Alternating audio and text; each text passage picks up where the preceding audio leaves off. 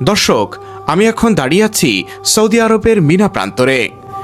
প্রতি বছর হজের সময় লাখো মুসল্লি এই উপত্যকায় অবস্থান করেন। কিন্তু আপনি কি জানেন, এই মিনাই সাক্ষী হয়েছিল মানব ইতিহাসের অন্যতম শ্রেষ্ঠ ঈমানী পরীক্ষার।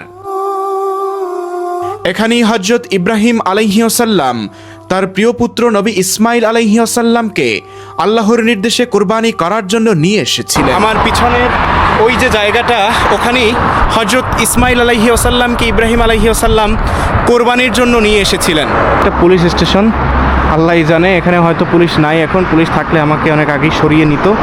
এখানে জিবরাইল আলাইহিসসালাম এসেছিলেন বকরি নিয়ে, জান্নাত থেকে বকরি নিয়ে এসেছিলেন এই জায়গাটিতেই। কিন্তু শেষ মুহূর্তে কি ঘটেছিল, কেন আজও কোটি কোটি মুসলমান সেই ঘটনাকে স্মরণ করে কুরবানি করে? চলুন জেনে নেওয়া যাক সেই ইতিহাস। পবিত্র মিনা প্রান্তর থেকে আপনাদের স্বাগতম। আজ আমরা খুঁজে বের করার চেষ্টা করব সেই ঐতিহাসিক স্থান যেখানে হযরত ইব্রাহিম আলাইহিসসালাম তার পুত্র হযরত ইসমাইল আলাইহিসসালামকে আল্লাহর নির্দেশে কুরবানি দেওয়ার জন্য নিয়ে গিয়েছিলেন। হাজার হাজার বছর আগে সংঘটিত সেই ঘটনার স্থানটি আজ কেমন আছে, সময়ের বিবর্তনে কতটা পরিবর্তন এসেছে, আর ইতিহাস কি বলে, সেটাই জানার চেষ্টা করব আজকের এই ভিডিওতে। আমার সঙ্গে রয়েছেন সৌদি আরব প্রবাসী একজন বাংলাদেশি ভাই, যিনি এই ভিডিও ধারণে আমাকে আন্তরিকভাবে সহযোগিতা করেছেন। এখন আমরা যাচ্ছি হযরত ইসমাইল আলাইহিসসালামকে যে স্থানে আল্লাহর নির্দেশে পিতা হযরত ইব্রাহিম আলাইহিসসালাম কোরবানির জন্য নিয়ে গিয়েছিলেন, সেই স্থানটিতে, সেই পাহাড়ের উপরে যেখানে আল্লাহর নির্দেশে ইসমাইল আলাইহিসসালামকে কোরবানির জন্য নিয়ে শুইয়ে দেওয়া হয়েছিল। এবং তখন ইসমাইল আলাইহিসসালাম বলেছিলেন, হে আমার পিতা, আপনার চোখটা বেঁধে ফেলুন, কারণ আমাকে যে কোরবানি দিচ্ছেন এটা যদি আপনি আমার জাত কষ্ট যদি আপনি দেখেন তাহলে আপনার কষ্ট হবে, কিংবা আপনি আল্লাহর আদেশের ব্যত্যয় ঘটাতে পারেন। আমরা এখন মিনার ভেতর দিয়ে এগিয়ে যাচ্ছি। মজার বিষয় হলো, বছরের একটি নির্দিষ্ট সময়ে এই এলাকায় পৃথিবীর সবচেয়ে জনবহুল স্থানগুলোর একটিতে পরিণত হয়। হজের মৌসুমে এখানে প্রায় 25 থেকে 26 লক্ষ হাজি অবস্থান করেন। কিন্তু হজ শেষ হলেই দৃশ্যপট পুরো বদলে যায়। বিশাল এই উপত্যকা প্রায় জনশূন্য হয়ে পড়ে। আপনারা যে সাদা তাঁবুগুলো দেখছেন, এগুলো কোনো সাধারণ তাঁবু নয়। পুরো মিনা জুড়ে স্থায়ীভাবে স্থাপন করা হয়েছে অগ্নি নিরাপদ আধুনিক তাঁবু। হজের সময় বিশ্বের নানা প্রান্ত থেকে আসা লাখো মানুষ এখানেই অবস্থান করেন। এ কারণেই পুরো এলাকা জুড়ে তৈরি করা হয়েছে অসংখ্য রাস্তা, সংযোগ সড়ক, উড়াল সেতু এবং জরুরি সেবার অবকাঠামো। আর ঠিক এই মিনা প্রান্তরের সঙ্গে জড়িয়ে আছে ইসলামের অন্যতম গুরুত্বপূর্ণ ঘটনা। এর সূচনা অবশ্য আরও আগে। আল্লাহর নির্দেশে হযরত ইব্রাহিম আলাইহিসসালাম তার স্ত্রী হযরত হাজেরা আলাইহিসসালাম এবং শিশুপুত্র ইসমাইল আলাইহিসসালামকে জনমানবহীন মক্কা ভূমিতে রেখে গিয়েছিলেন। এটিই ছিল এক কঠিন পরীক্ষা।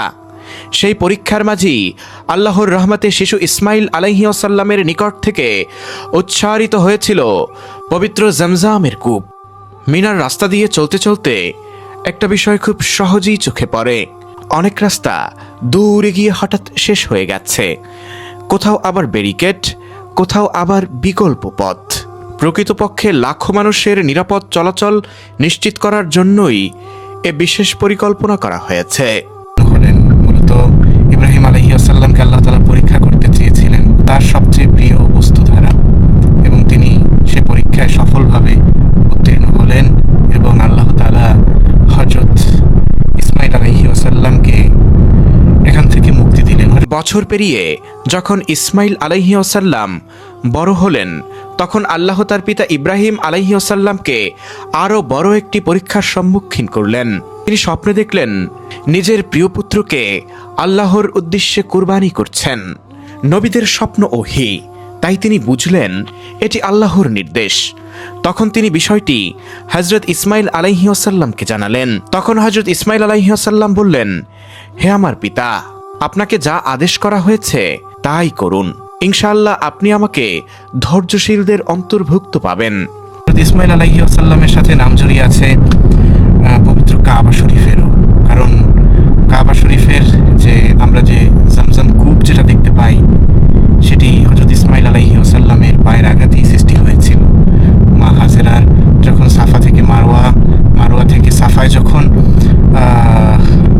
মরুভূমিতে যে মরিচিকাগুলো হয়, দূরের জন্য দেখা যায় পানি আছে, সেরকম যখন তিনি 7 বার দৌড়ালেন, সেই সময়টাতে হযরত ইসমাইল আলাইহিসসালামের পায়ের আঘাতেই কিন্তু এখানে জমজমের কূপ তৈরি হলো। ইসলামী বর্ণনা অনুযায়ী কুরবানির স্থানে যাওয়ার পথে শয়তান কয়েকবার ইব্রাহিম আলাইহিসসালামকে আল্লাহর আদেশ থেকে বিরত করার জন্য চেষ্টা করেছিলেন। তখন আল্লাহর নির্দেশে তিনি শয়তানকে পাথর নিক্ষেপ করেন। এভাবেই তিনি 3 বার পাথর নিক্ষেপ করেছিলেন, যা বর্তমানে হজের একটি গুরুত্বপূর্ণ অংশ। এই যে এখানে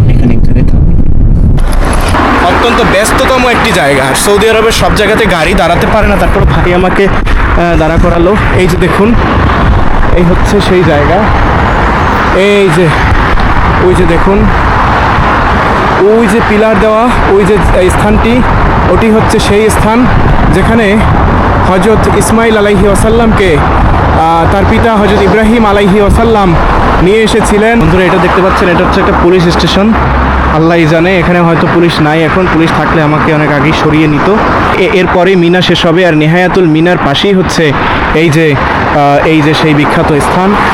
আমি এখন এমন একটি স্থানে দাঁড়িয়ে আছি, আমার পিছনের ওই যে জায়গাটা, ওখানেই হযরত ইসমাইল আলাইহিসসালামকে ইব্রাহিম আলাইহিসসালাম কোরবানির জন্য নিয়ে এসেছিলেন। এই কোরআনে এভাবেই উল্লেখ এসেছে যে তোমার প্রিয় বস্তুকে কোরবানি করো।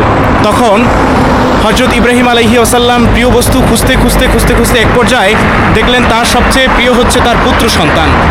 তার এই যে কোরবানির বিষয়টা হযরত ইসমাইল আলাইহিসসালামকে জানানো হলো।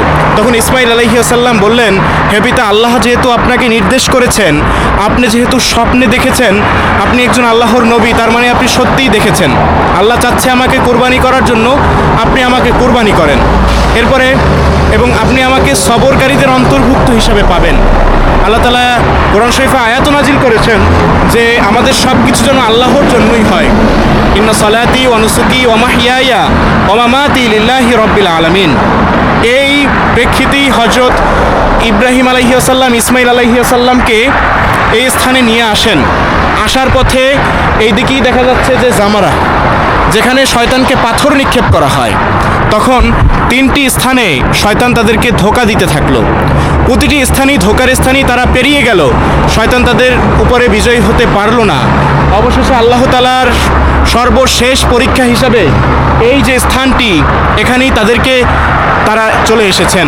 এবং হযরত ইসমাইল আলাইহিসসালাম বললেন, হে পিতা, আপনি আপনার চোখটা বেঁধে ফেলুন, কারণ আপনি আমার ছটফট, আমার মৃত্যু কষ্ট দেখলে আপনি সহ্য করতে পারবেন না, আপনি হয়তো আল্লাহর ওয়াহি থেকে ফিরে আসতে পারেন। যখন তিনি জব শুরু করলেন, তখন আল্লাহ নির্দেশ দিলেন জিবরাইল আলাইহিস সালামকে, তুমি তাড়াতাড়ি জান্নাত থেকে একটি বকরি নিয়ে যাও, আর না হলে আমার বন্ধু ইসমাইল কুরবানি হয়ে যাবে। যখন কোরবানি হলো, তখন মানুষ কোরবানি হলো না, নবী হযরত ইসমাইল কুরবানি হলো না, হলো জান্নাত থেকে পাঠানো একটি বকরি। এই হচ্ছে সেই পবিত্রতম স্থান। বন্ধুরা, এই স্থান, এখানেই জিবরাইল আলাইহিসসালাম এসেছিলেন বকরি নিয়ে, জান্নাত থেকে বকরি নিয়ে এসেছিলেন এই জায়গাটিতেই। আর পবিত্র কাবা শরীফ এখান থেকে মাত্র 5 কিলোমিটার দূরে অবস্থিত। হাজার হাজার বছর আগে এই অঞ্চলেই সংঘটিত হয়েছিল মানব ইতিহাসের অন্যতম শ্রেষ্ঠ ঈমানি পরীক্ষা।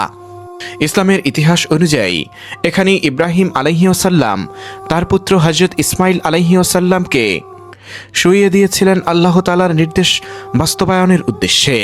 কিন্তু ঠিক সেই মুহূর্তেই আল্লাহ তাআলা ঘোষণা করেন যে তার পরীক্ষা সম্পূর্ণ হয়েছেন। এরপরে ফেরেশতা জিবরাইল আলাইহিসসালাম জান্নাত থেকে একটি দুম্বা নিয়ে আসেন এখানে। হযরত ইসমাইল আলাইহিসসালামের পরিবর্তে সেই দুম্বাই কুরবানি করা হয়।